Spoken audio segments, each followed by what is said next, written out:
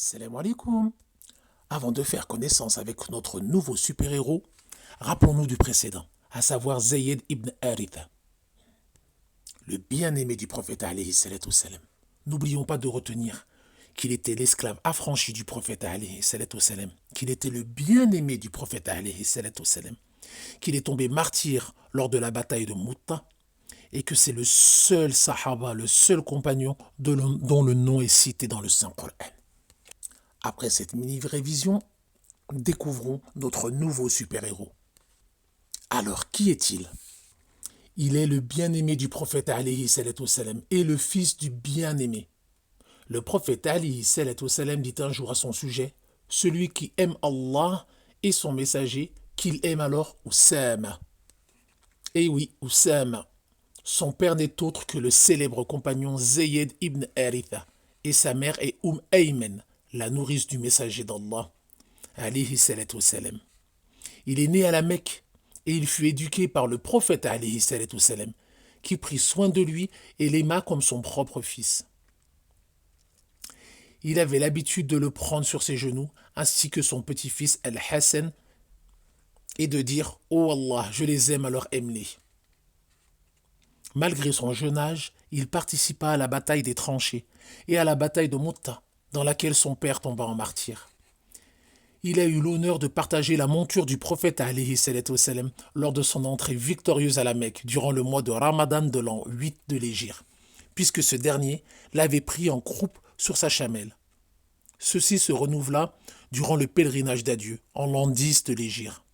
Alors que plus de 100 000 compagnons effectuaient le pèlerinage en sa compagnie, il choisit Oussama pour le prendre en croupe lorsqu'il quitta Mina. Peu avant de mourir, alors qu'Oussama avait à peine 18 ans, le prophète alayhi salatu wassalam l'envoya à la tête d'une armée composée des plus grands compagnons, tels que Omar ibn al-Khattab, pour combattre les Byzantins. Malgré son peu d'expérience, il lui confia le commandement de l'armée et la responsabilité d'accomplir cette mission périlleuse. Preuve de la maturité dont il faisait preuve malgré son jeune âge et de la confiance du prophète alayhi salatu wassalam à son égard.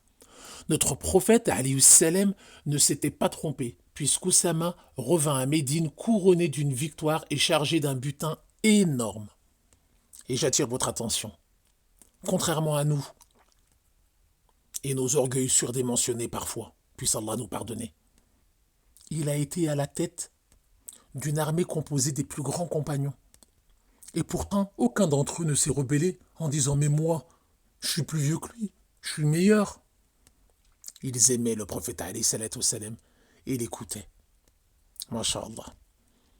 Après la mort du prophète alayhi salatu wassalam, Oussama inspirait le respect des califes successifs. À chaque fois que Omar le rencontrait, il avait l'habitude de le saluer en disant « Assalamu alaikum wa rahmatullah, ô mon chef ». Le messager d'Allah alayhi salam mourut alors qu'il m'avait placé sous tes ordres. Lors du califat de Omar, alors que ce dernier distribuait des biens aux musulmans, il accorda à Oussama une part plus grande que celle qu'il accorda à son propre fils, Abdullah ibn Omar. Ce dernier s'en étonna et lui dit « Pourquoi l'as-tu avantagé par rapport à moi ?» Omar répondit tout simplement « Car son père était plus aimé auprès du prophète alayhi salatu wassalam que ton père, et aussi car le prophète alayhi salatu wassalam l'aimait plus qu'il ne t'aimait. » Subhanallah. Pas de piston pour notre propre fils. Quel modèle ces super-héros. Oussama était doté d'un comportement exemplaire. Un jour, un homme l'insulta violemment. Notre compagnon garda son calme, puis lui dit « Tu as certes été injuste envers moi, en étant grossier. J'ai certes entendu le messager d'Allah alayhi salatu wassalam dire « Allah déteste la personne vulgaire disant des paroles grossières ». Jusqu'à la fin de sa vie, il resta au loin des troubles qui touchèrent la communauté, de peur de commettre la moindre injustice envers un musulman. C'est ainsi qu'il refusa de participer à la bataille du Chameau et à la bataille de Siffin. Il mourut à la fin du califat de Muawiyah et fut enterré à Médine. Puisse Allah être satisfait de lui. Je vous donne rendez-vous dans le prochain épisode pour découvrir un nouveau super-héros, Inch'Allah.